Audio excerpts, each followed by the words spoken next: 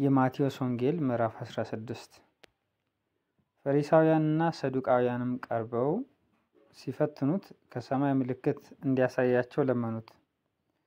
እርሱ ግን መልሶ እንዲህ አላቸው፣ በመሸ ጊዜ ሰማዩ ቀልቷልና ብራ ይሆናል ትላላችሁ፣ ማለዳም ሰማዩ ደምኖ ቀልቷልና ዛሬ ይዘንባል ትላላችሁ። የሰማዩን ፊትማ መለየት ታውቃላችሁ፣ የዘመኑንስ ምልክት መለየት አትችሉምን? ክፉና አመንዝራ ትውልድ ምልክት ይሻል፣ ከነቢዩም ከዮናስ ምልክት በቀር ምልክት አይሰጠውም። ትቷቸውም ሄደ። ደቀ መዛሙርቱ ወደ ማዶ በመጡ ጊዜ እንጀራ መያዝን ረሱ። ኢየሱስም ከፈሪሳውያንና ከሰዱቃውያን እርሾ ተጠንቀቁና ተጠበቁ አላቸው። እነርሱም እንጀራ ባንይዝ ነው ብለው እርስ በርሳቸው ተነጋገሩ። ኢየሱስም አውቆ እንዲህ አላቸው፣ እናንተ እምነት የጎደላችሁ፣ እንጀራ ስለሌላችሁ ስለምን እርስ በርሳችሁ ትነጋገራላችሁ? ገና አታስተውሉምን? ለ5,000 5 እንጀራ ስንት መሶብ እንዳነሳችሁ ትዝ አይላችሁምን? ወይስ ለ4,000 7 እንጀራ ስንት ቅርጫትም እንዳነሳችሁ ትዝ አይላችሁምን? ከፈሪሳውያንና ከሰዱቃውያን እርሾ እንድትጠበቁ ብዬ ስለ እንጀራ እንዳልነገርኳችሁ እንዴት አታስተውሉምን? እነርሱም ከፈሪሳውያንና ከሰዱቃውያን ትምህርት እንጂ ከእንጀራ እርሾ እንዲጠበቁ እንዳላቸው ያን ጊዜ አስተዋሉ። ኢየሱስም ወደ ፊልጶስ ቂሳርያ አገር በደረሰ ጊዜ ደቀ መዛሙርቱን ሰዎች የሰው ልጅ ማን እንደሆነ ይሉታል ብሎ ጠየቀ።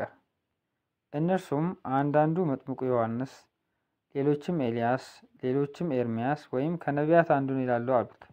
እርሱም እናንተስ እኔን ማን እንደሆንኩ ትላላችሁ አላቸው። ስምዖን ጴጥሮስ መልሶ አንተ ክርስቶስ የሕያው እግዚአብሔር ልጅ ነህ አለ። ኢየሱስ መልሶ እንዲህ አለው፣ የዮና ልጅ ስምዖን ሆይ በሰማያት ያለው አባቴ እንጂ ሥጋና ደም ይህን አልገለጠህምና ብፁዕ ነህ።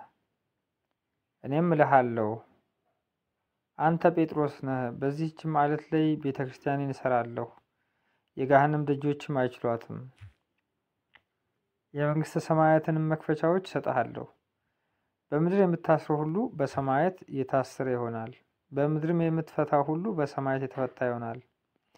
ያን ጊዜም እርሱ ክርስቶስ እንደሆነ ለማንም እንዳይነግሩ ደቀ መዛሙርቱን አዘዛቸው።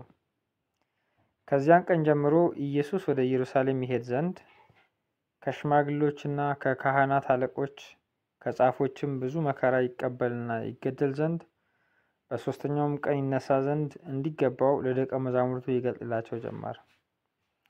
ጴጥሮስም ወደ እርሱ ወስዶ አይሆንብህ ጌታ ሆይ፣ ይህ ከቶ አይደርስብህም ብሎ ሊገስጸው ጀመረ። እርሱ ግን ዘወር ብሎ ጴጥሮስን ወደ ኋላ ሂድ አንተ ሰይጣን፣ የሰውን እንጂ የእግዚአብሔርን አታስብምና እንቅፋት ሆነህብኛል አለው። በዚያን ጊዜ ኢየሱስ ለደቀ መዛሙርቱ እንዲህ አለ፣ እኔን መከተል የሚወድ ቢኖር ራሱን ይካድ፣ መስቀሉንም ተሸክሞ ይከተለኝ። ነፍሱን ሊያድን የሚወድ ሁሉ ያጠፋታል፣ ስለ እኔ ግን ነፍሱን የሚያጠፋው ሁሉ ያገኛታል። ሰው ዓለሙን ሁሉ ቢያተርፍ ነፍሱንም ቢያጎድል ምን ይጠቅመዋል? ወይስ ሰው ስለ ነፍሱ ቤዛ ምን ይሰጣል?